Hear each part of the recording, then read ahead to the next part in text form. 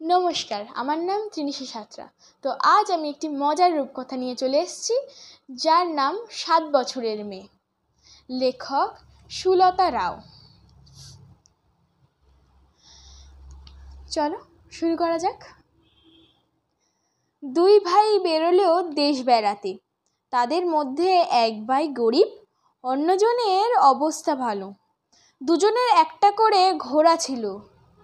গরিবের ছিল মাদি ঘোড়া, বড়লোকের ছিল মস্ত তেজি ঘোড়া আর গাড়ি। রাত্রি হলে বিশ্রাম করার জন্য তারা থামলো এক জায়গায়। রাত্রিবেলা গরিব ভাইয়ের ঘড়ির এক বাচ্চা হলো। বাচ্চাটা গড়িয়ে চলে গেল বড়লোক ভাইয়ের গাড়ির নিচে। পরের দিন সকালে বড়লোক ভাই গরিব ভাইকে ঘুম থেকে জাগিয়ে বলল, ওঠ ওঠ ভাই, দেখ রাত্রে আমার গাড়ির একটা বাচ্চা হয়েছে। অন্য ভাই উঠে এসে দেখে বলল, গাড়ির কি বাচ্চা হয়? ওটা নিশ্চয়ই আমার ঘড়ির বাচ্চা। তোমার ঘড়ির বাচ্চা হয়ে থাকলে তো বাচ্চাটা তার কাছে শুয়ে থাকতো। এই নিয়ে দু ভাইয়ের ভিতর ঝগড়া লাগলো। তারা গেল আদালতে বিচার চাইতে। বড়লোক ভাই বিচারককে অনেক টাকা ঘুষ দিল। গরিব ভাই টাকা কোথায় পাবে? সে কেবল সত্যি কথাটা বলল। শেষটায় ব্যাপারটা পৌঁছলো রাজার কাছে। রাজা দুই ভাইকে ডেকে পাঠিয়ে বললেন, আগে তোমাদের 4টি হেয়ালি বলবো, তোমরা হেয়ালি 4টের উত্তর বের করে আমাকে দেবে। হেয়ালি 4টি হচ্ছে, কোন জিনিস সবচেয়ে বলবান এবং দ্রুতগামী?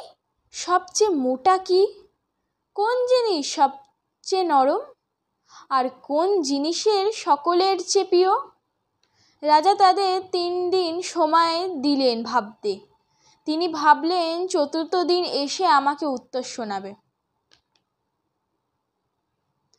বড়লোক ভাই খানিকটা ভেবে নিয়ে তার গুরুমার কাছে গিয়ে গেল পরামর্শ চাইতে। গুরুমা তাকে আদর করে বসিয়ে জিজ্ঞেস করল, তুমি অমন মুখ ভার করে আছো কেন?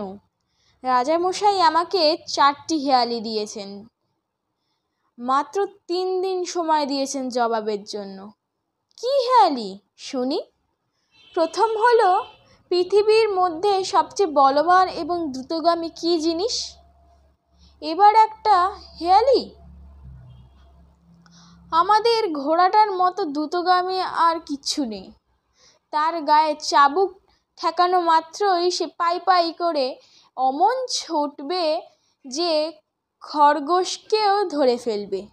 দ্বিতীয় হলো, পৃথিবীর সবচেয়ে মোটা জিনিস, আমাদের শুয়োরের শাবকটা যা মোটা কি বলবো।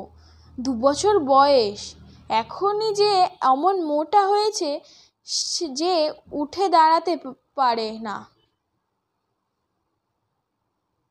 এবার তৃতীয় হেয়ালি, পৃথিবীর মধ্যে সবচেয়ে নরম কোন জিনিস? ও, এ আর শক্ত কি, পালকের বিছানার মতো নরম আর কিছু নেই। শেষ হেয়ালি হলো যে পৃথিবীর সবচেয়ে প্রিয় জিনিস কি? আমার নাতি ইভানুষ্কায় সবচেয়ে প্রিয় জিনিস, সন্দেহ নেই। প্রমাণ হইয়া গুরুমা। এবার আমি জানলাম কি বলতে হবে রাজামশাইকে। সেই গরিব ভাই কি করল? সে কাঁদতে কাঁদতে বাড়ি গেল। দরজার কাছে দাঁড়িয়ে ছিল তার 7 বছরের মেয়েটি। এই মেয়ে ছাড়া তার আর কেউ ছিল না। মেয়ে জিজ্ঞেস করল, বাবা তুমি কাঁদছো কেন? হায়, কাঁদবো না তো কি করব?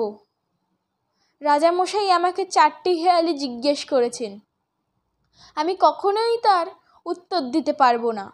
কি হেয়ালি বলো না?